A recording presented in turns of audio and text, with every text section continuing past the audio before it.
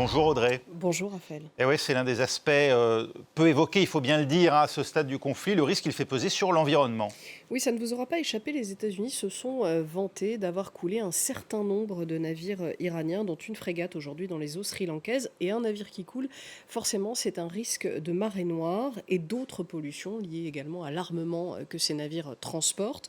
Alors, inévitablement, en temps de guerre, la pollution, c'est un facteur obligatoire. La guerre, ça n'est pas propre. Mais regardons ensemble les risques principaux liés précisément à ce conflit en Iran. Ils sont recensés dans cet article publié hier par une ONG britannique spécialisée, l'Observatoire des conflits et de l'environnement. Et vous voyez ici qu'il recense 4 grands risques: la pollution liée aux frappes sur les installations militaires, la pollution marine, les incidents sur les infrastructures d'énergie fossile et bien sûr le risque nucléaire. Le principal risque dans cette région du Golfe, il est évidemment lié au pétrole. Écoutez ce que me disait le chercheur Owen Derbyshire, il travaille dans cette ONG britannique. Le volume de pétrole qui transite en Iran et au-delà dans tout le Golfe Persique, le nombre de raffineries, de terminaux, de tankers, il y a vraiment un gros risque d'une marée noire majeure dans le Golfe Persique. Il y a aussi un gros risque si les infrastructures pétrolières en général sont visées dans les États de la région. On risque de voir une situation similaire à celle de la guerre du Koweït en 1991 avec ses puits pétroliers en feu, ce qui était un dommage significatif, notamment pour le climat.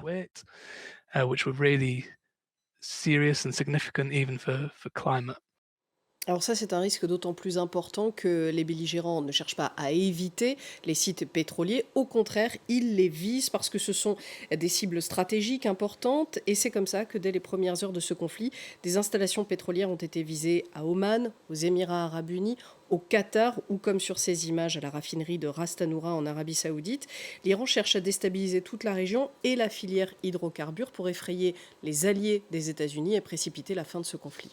Le risque de marée noire et de fumée toxique issus des incendies de puits de pétrole ne sont malheureusement pas les seuls risques environnementaux, Audrey. Non, et il y en a qu'on n'aurait pas vraiment envisagé il y a encore quelques années. La majorité des bombardements américains ont visé des sites militaires iraniens. L'Iran a répliqué en visant des bases américaines dans le Golfe. Et Israël a frappé des dépôts d'armes présumés au Liban. Vous voyez où je veux en venir?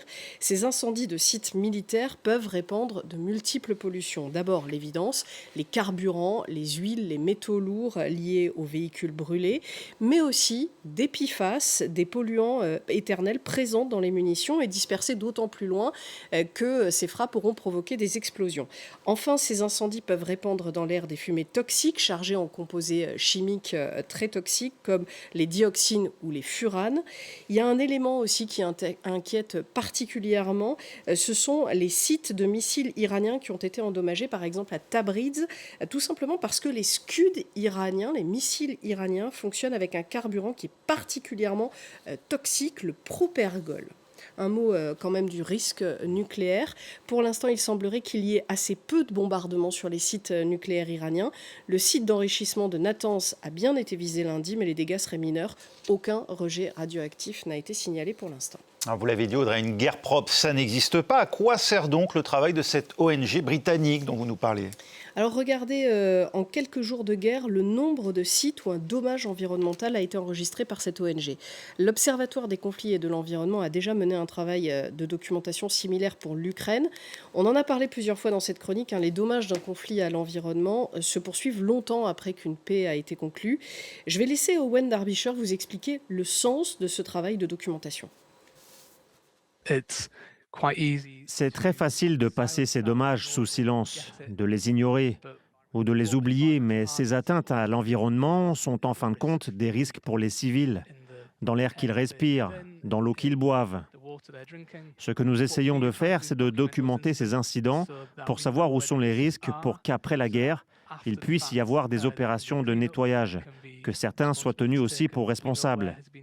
Nous savons où il y a eu des dommages, ce qui s'est passé, ce à quoi les gens ont été exposés, et nous pouvons débuter ce processus de reconstruction basé sur une documentation fiable et systématique. Et voilà pour l'impact écologique de cette guerre. Merci Audrey d'avoir été avec nous dans Élémentaire.